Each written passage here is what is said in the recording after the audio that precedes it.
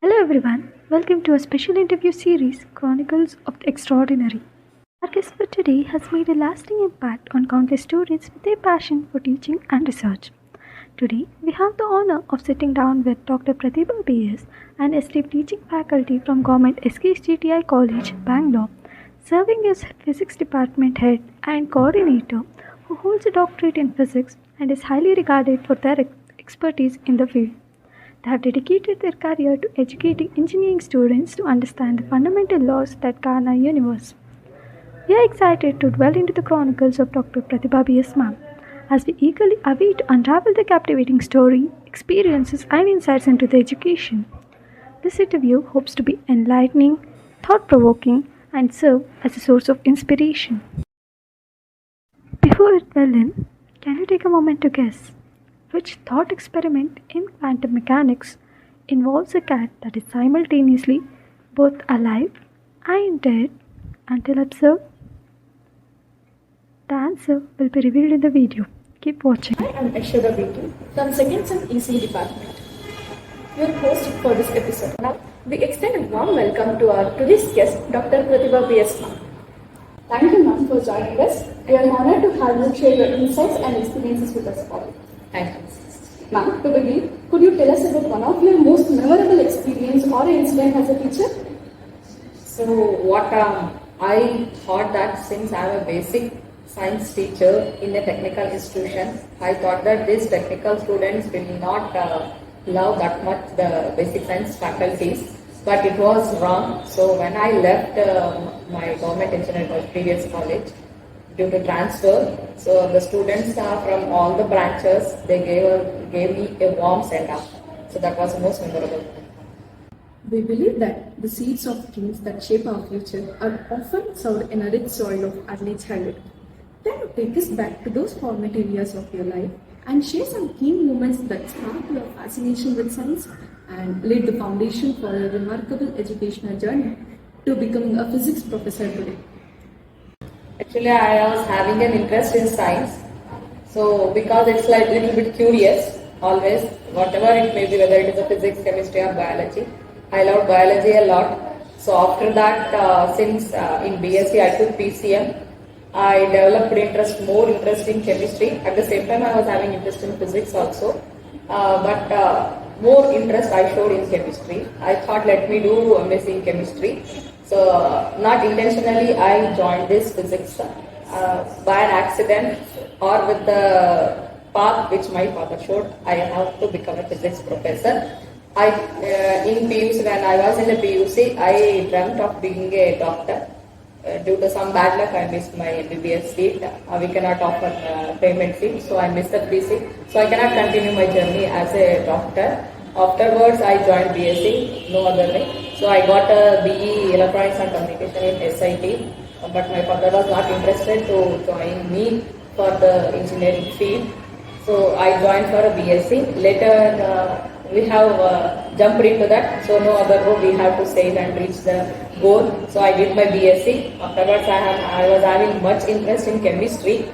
Since my father was a physics professor, he forced me to join for the physics. So I took it in a sporty way, and anyhow I was having interest also in that one. So I did my physics MSc. Later we have to join to this profession. Actually I was not interested in teaching because I thought myself that I may not give justice. I am not capable of teaching very well. So all those things was there in the earlier stages. Once I joined for a PU college, I got a confidence that I too can teach very well. So before joining to this profession, I avoided this teaching, so that I immediately after my MSc, I went for an MPhil regular course, and after MPhil, I got a junior research fellow in ISRO. I joined that also. So afterwards, through an entrance, I got selected for PU college as a physics professor. So I tried all this doing this junior research fellow and MPhil in order to mainly to avoid this teaching profession. But I don't know, my destiny was here. Finally, I came to this. As a professor, what do you consider to be the most primary goals to teaching of physics to engineering students, and how would you align your teaching methods with those goals? So actually, so everybody thinks that this physics, chemistry, and maths just we have to study for a 1 year. It is not that much important for our branch. Like that they think.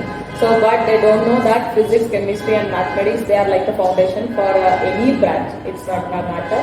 So it is the foundation for all the branches. So that's why they have kept it at the first year. So with that foundation, they have to learn because everywhere in civil engineering, in electronics, everywhere it will come. They will come across the physics concept, which is the basic. So I thought that, so I'm thinking that physics and this basic science, they should give much importance because since it is a foundation, if the foundation is strong means whatever they build in the later stages in the branch, in their respective branch, it will be very, very strong. So in that interest to draw the student interest to be as a basic science faculties, so we too should change our teaching. So that means we should show them that the basic science finds its application in their branches also. To get an application, they should know the basic. So in that line, so we should link and we should teach.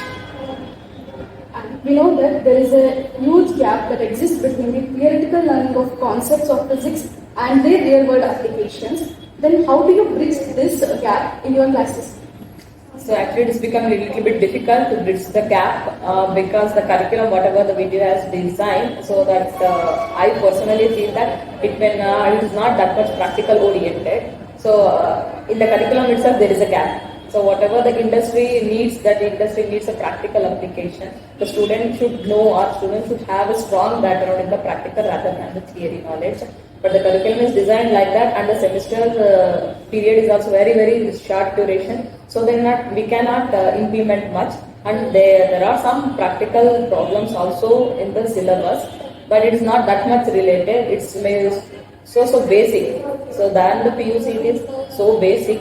So that's creating a problem. So we cannot create, but what we can implement is at least we can give some experimental related once the topic has been done in the theory to make it strong understanding or to get a more knowledge of that. So we can give some simple experimental to understand that concept. As a professor in an institute or technological institute, you encounter many challenges, mainly by teaching to engineering students. So how do you overcome these challenges? So that is what the mentality of the students is that we don't want physics just for the semester. If we read it is more than enough, or for the marks purpose if we read that much enough. So what I have observed is maybe as a student you may not know or you may not have come across those things. After completing your course, so when you go for any interviews, so few companies will seek will check whatever the background you have basically on maths and physics or chemistry. So that is what. So you may have scored very good in your respective branch subjects, but you will fail in the basic concepts. So that will have a strong drawback for you people. So that's why we should, as a teachers, we would have come across all those situations. So we should teach you what is happening here, and we should tell that these are the concepts which we can help you in your future semesters. So like that, by motivating, we have to do. We recognize that the demands of teaching profession can be both fulfilling and challenging. With that in mind, we would like to touch upon a crucial concept that is not talked about enough: the mental well-being of teachers and individuals in this field. We believe it's essential to address this topic as educators make a significant contribution to the society's development.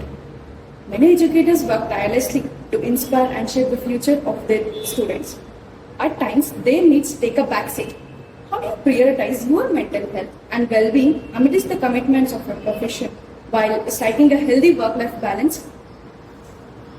So that is what my concept is. We should not mix up our personal as well as the professional life. When I enter into the college or an institution, so I should be a professor. I should give a 100% justification for my work. So all those worries should not be there, and I should come with a mindset that so now I am entering into an institution, so whatever the thing I have to do, so that has to be done. So my duty is whenever I enter the institution, so my duty is to guide or support or encourage my students. So that 100% perfection we should give, because we should not forget our ethics as a professor. So after that, the personal life it will be there. We have to balance that. At the same time, what we feel is little bit cooperation is also required from the institution side to balance all these things. If you could brief us about your research area, during your PhD. Also, could you share some of your research interests and any ongoing projects you are working on? This research journey, my research journey started when I started in MPhil only. So I started working on a nanomaterials that was trending now, and today also it's in a trending because it's a major research area, nanomaterials. Everyone, irrespective of the branch, irrespective of the subjects, so they are doing research on the nanomaterials because it is having that much of speciality. When you enter in detail, you will come to know how important the nanomaterials are. So they are in our everyday, mixed up in our everyday life. So that I took the nanomaterials at that time only. So we did for the sake of MPhil. My research journey started from that time only. After my MPhil, I joined for ISRO as a junior research fellow. So there I little bit motivated towards the research because of the dedicated work the scientists were doing there. I was motivated from that. So I later, after drop out from the ISRO, I continued my research. I joined for my PhD. This started in Mysore University. I started working, but my suggestion for any researchers who wish to do is better to do a regular course. I did as a part-time because I wanted to do job also at the same time. I wanted to do career research. So it will be we get fruitful result if you do full-time. So if it is a part-time means what the time constraints, all the constraints will be there. So what we will think, if we complete this experimental part, it is enough. Like that we will wind up our things. But if it is a regular means, we will be having plenty of time so that we can carry out one or the other experiments, so that we can give complete justice to the research. So like that my research journey has started. Still, since I did a part-time, still that hunger has not gone in me. Still I want to continue my research. So I am still feeling that incomplete. My research journey is still incomplete. I want to do that one. So with the support from my guides and other mentors, I worked on project also for VTU. In the last year, I got 8 lakhs project from the VTU also. Now I am struggling because I cannot cope up as a faculty. I cannot be a student in the research also. I cannot, a single person cannot play 2 roles. So on this drawback what am I, we won't have students. So if I get a manpower, it will help. Now we are really curious about that journey into this government job, and how did you venture into this wonderful opportunity? So that I don't know whether it is my luck or my parents' wish, I don't know. So I have not worked anywhere in even a single day in a private institution or private sector. Immediately after my MSc, I joined for MPhil. Immediately after my MPhil, I joined for an ISRO. Again, it's a government institution. From there, my government job journey started. So actually, when I was in a MSc 4th semester, I was appointed as an industrial extension officer. Out of 40 members, I was in the top 2nd position. So, but since my education journey was not completed, I was supposed to quit that job. I quit that job. Afterwards, joined as a JRF for ISRO. Later, I was working in ISRO. I got selected for this one, junior college, PU college lecturer. So all over Karnataka, I got 7th place at that time. I was working in PU college, government PU college. Later, I got the job in government engineering college. Like that is going on. I am jumping from one to another. I don't know how. Maybe it's hard work. More than that, my dad guidance is helping me. Okay. And as a teacher, has it ever occurred to you that you need to try some other field and take a break from this teaching field? Yeah, actually when we joined it was not like that. Teaching, actually everybody will consider the teaching profession is a noble profession, because my father was also a teacher. When he retired, he was feeling very bad. But I was telling, no dad, we will not feel bad when we retire. Because now the working environment is not that much comfortable. We cannot give full justice for the teaching. More than the teaching, the clerical work we are doing a lot. So which we are not getting satisfied because it is not our work. Because if it is our own profession, we will be very happy to play with our profession. More clerical work is happening and stress is also building up like anything. And curriculum what they are designing, that is also not much interested, because a huge gap is there. They have picked some way, continuity is not there. So all these factors are a little bit creating that it's better to switch over for other professions. So no other way, but other professions means I want to be in the research. Your career has been nothing short of glorious. However, Success often works hand in hand with challenges, failures, and setbacks. As you reflect back on your journey, could you share with us how you view these movements and cope with setbacks? What would your advice be to your students to help them get through this phase of their lives? So that is what failure and success they always are like a part of journey. We have to receive as it comes. At the same time, we should not with that much confident that if something has not it's not become possible for us to achieve means we should not set back. At least you have jumped into something, so you should achieve. So I thought of becoming a doctor. So but I didn't get, who knows that my necessity or my requirement was in this field. So I came into this. So anyhow, I am capable enough of doing anything that we should have. If I go to any field, I am capable enough, my strength is very good, so that I can do it. So that motto everybody should have. If that they have means they cannot think that it's like a failure. So that's what we should think, that if it is a failure, we cannot think that it is like a failure. So we have a better positions than that. So that's why we have missed that. We will have a better situations or the better positions than that. With that mindset, we should go back. We should not get depressed so that it didn't get. So because the time will be running, it won't wait for anyone. And if it is a single minute, if it is last also, we will become an older. So that's why what we want to do, so what motto we should have means we should not have any ego problems, we should not have, and we should not have hesitation to do anything.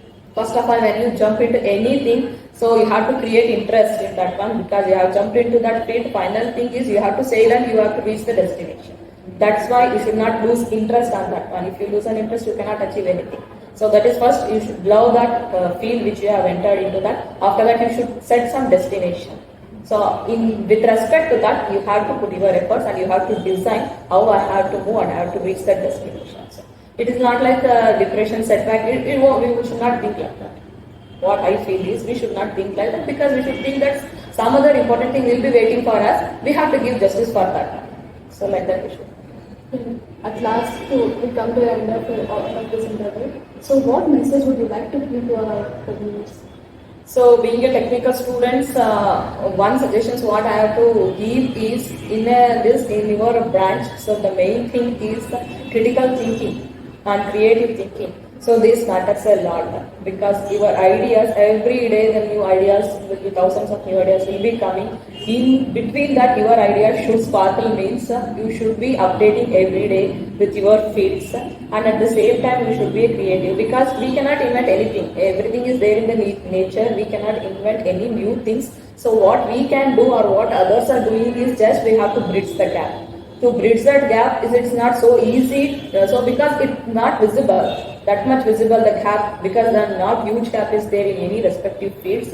The gaps are so minor. To observe that minor things, the keen interest is required. So that's why what I suggest for you people is, first you should develop the responsibility, and at the same time you should be very, very active and creative with lot of ideas, because we don't know that whatever only one idea will work for us. So we should come up with 1,000 of ideas, so that at least one will hold our hand. So with that we can shine we can give justice to your professions. That's why my suggestion is, be a critical thinker and a creative thinker always, and set one motto with the responsibility and dedication you can achieve. So that is what you should not demotivate that. You should always think that I can do it. Okay. Thank you, ma'am. As we near the end of this interview, we would like to express our heartfelt gratitude to Dr. Prathiba ma'am for helping us gain valuable insights. Your passion for teaching and dedication towards your students have truly left a mark on all of us. Your journey and your words have been inspiring. We are confident our viewers will have a lot to take away from your work. Thank you, ma'am. Thank you for Professor Yashodha sir, and you people, the three, Manisha, Shreya and Yashodha, for giving me an opportunity to revive my experience. Thank you so much. Thank you. Now, time to reveal the answer to the question we posed earlier. The thought experiment that involves a cat that is simultaneously both alive and dead until observed is known as the very famous Schrodinger's cat. Fascinating, isn't it? And watching, we hope this interview has been a whole experience with valuable insights and perspectives that could help you in your lives. As we conclude this episode of the Chronicles of Extraordinary, do remember we all have in us the potential to make a difference in our chosen paths. Let's embark on our respective journeys. We wish you all the very best for your ones. Thank you all for joining us.